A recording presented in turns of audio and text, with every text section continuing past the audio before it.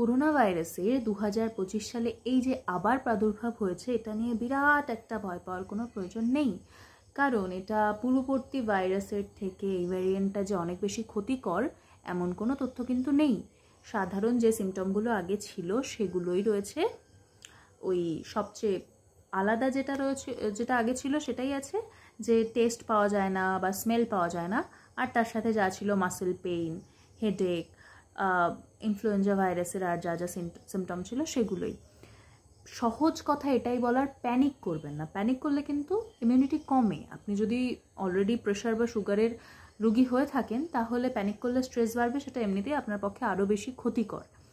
আর বাচ্চাদের এই সিজনে খুব বেশি ডায়রিয়া হচ্ছে, এই যে বর্ষা সিজনে এমনিতেই জানি বাচ্চাদের খুব বেশি ডায়রিয়া হয়, আর ডায়রিয়া বেশি হলে বাচ্চাদের কিন্তু ইমিউনিটি পাওয়ার খুব কমে যায়। তাহলে শুধু করোনা কেন, যে কোনো ভাইরাস আক্রমণটাই সহজ হয়ে যায়, আক্রমণ করাটাই সহজ হয়ে যায়। অতএব বাচ্চাদেরকে একটু প্রোটেক্টেড রাখার চেষ্টা করুন।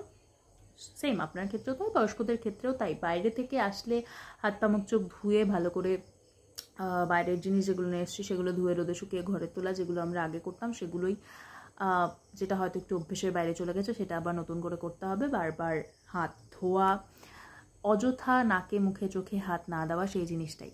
খবর দেখছেন, ঠিক আছে, আপডেটেড থাকুন, কিন্তু প্যানিক করবেন না, প্যানিক ছড়াবেন না।